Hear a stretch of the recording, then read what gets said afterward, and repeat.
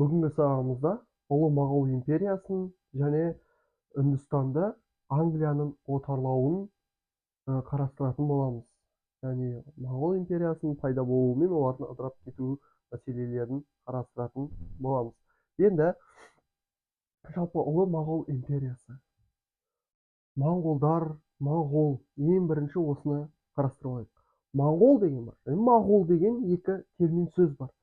Моңғол мен Моғол екеуі бір мағынада. Тек қана н әрпі шықпалады Моғол деген кезде. Оның ең басты себептерінің бірі Үндістан жерінде моңғолдарды моғол деп атаған. Сол себепті моғол екеуінің негізі екеуі де бір ұлтқа жатқызылады. Енді осы жерін анықтап алған болсақ, енді әрі қарай тақырыпқа оралайық. Моғол империясы Үндістанның, яғни Индия жері, Үндістанның солтүстігінде Дели сұлтандығы болған болады. Осы Дели сұлтандығын 1526 жылы Бабыр сұлтан жаулап алған болатын. Бұл Дели сұлтандығы мұсылман мемлекеті болған болатын. Жалпы Бабыр дегеніміз ол бізде Әмір Темірдің ұрпағы болып табылады. Осы Әмір Темірдің ұрпағы бізде Үндістанның солтүстігіндегі мұсылман мемлекетін Дели сұлтандығын басып алған болатын. Енді жалпы Бабыр өзі Ферғана жері және сонымен қоса Кабул жерінде билік жүргізген болатын. Осы екі жерде. Сонымен қатар ол өзінің Үндістан аумағындағы Моғол мемлекетін Ауғанстан және солтүстік Үндістан жерін аралығын бізде Ұлы Моғол империясының аймағы деп қарастырамыз. Енді жалпы Әмір Темірдің ұрпағы екенін атап өттім. Одан әрі қарай мемлекеттердің, осы Ұлы Моғол мемлекетінің соңғы билеушісі Ауран Гзеп болған болатын. Ауран Гзеп. Оның кезінде мемлекетті 19 субаға бөлген болатын. Суба дегеніміз қазіргі аудан, облыс сияқты аймақтарды ол кезде суба деп қарастырамыз. Енді мемлекеттің Ұлы Моғол империясы кезінде оның ыдырауының басты себептерін, яғни саяси күресі кезіндегі ыдырап кетуінің басты себептерін қарастырсақ, олар әрине кез келген мемлекеттің ең басты ыдырауына себеп ішкі талас тартыс, яғни билікке, таққа талас болған болатын. Екінші, әрбір билеуші өзінің мұрагерін артынан қалдыруға тырысқан болатын. Үшінші, енді бұның барлығы әрине тұрақсыздыққа, саяси билікке әлсіз болуына алып келген болатын. Енді ақырындап бізде сарай төңкерісі басталған болатын. Ол сарай төңкерістің кезінде бір билік басындағы билеуші көп уақыт отыра алмай, оның орнына басқа билеуші келеді. Оны орнынан алып тастау үшін әрине сарай төңкерісі болған болады. Яғни саяси билікке араласу мәселесі басталады. Яғни әскердің күшін қозғайды. Ол әрине биліктің әлсіз болуы қарапайым халыққа да әсер етпей қоймайды. Келесі, билік басындағылар, әскер басылар қай билеушіге бағыну керек екендігі туралы өздерінің ойларын тез шешім қабылдай алмау. Келесі, империяның орталық билігі әлсіреуі, яғни барлығы бір астанада, елордаларында өздерінің қандай шешім қабылдайды, немесе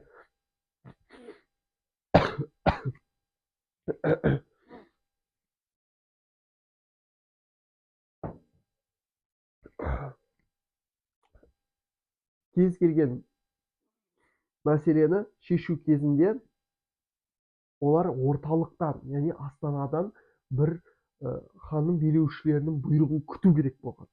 Кез келген бір жерге көрші мемлекеттерге жорық кезінде, ал ол жорық кезінде орталықта, астанада өздерінің билеушілерін сайлау, бір-бірімен таққа талас болып жатқан кезде әскербасылар қай билеушіге бағыну керек екенін білмейді. Сол себепті бұл жерде ең басты себептердің бірін орталық биліктің әлсіздігі деп қарастырамыз.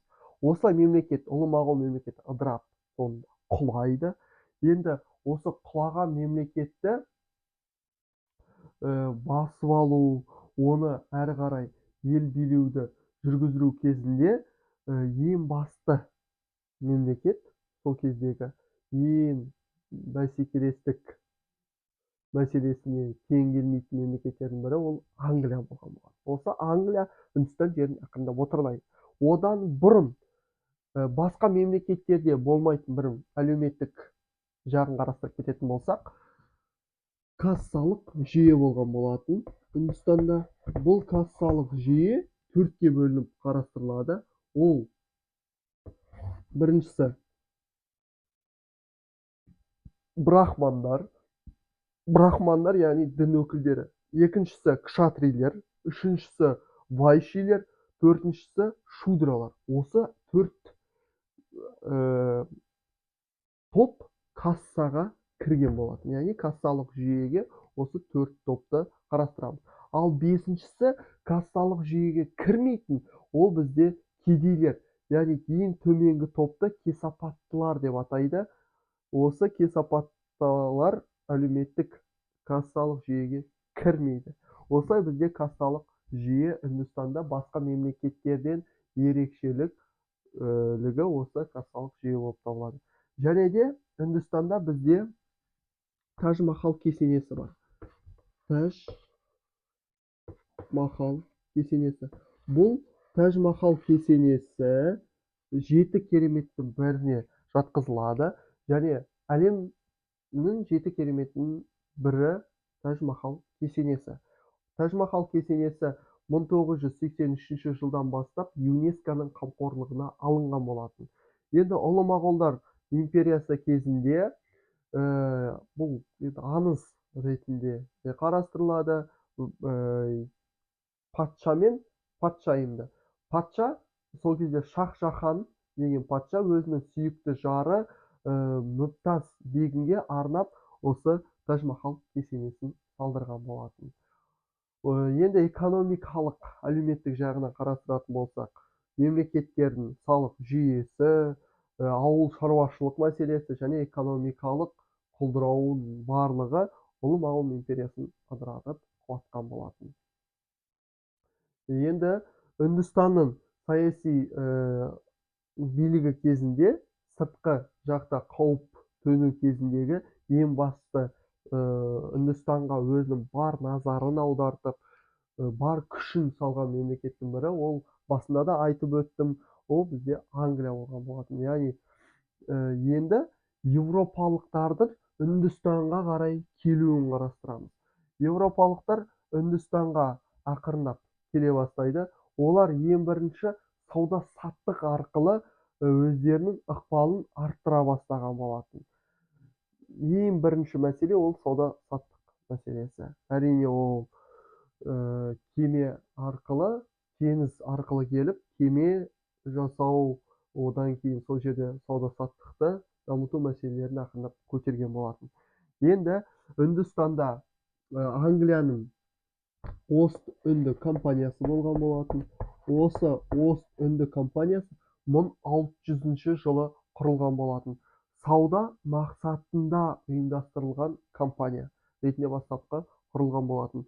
Енді Ост-Үнді компаниясынан кейін бізде осы Үндістанды отарлау кезінде Англияға қарсы бізде француздар бізді Англия, Үндістан жерін отарлаймыз деп бәсекеге түскен болатын. Осы Англия мен Францияның арасында 7 жылдық соғыс болады.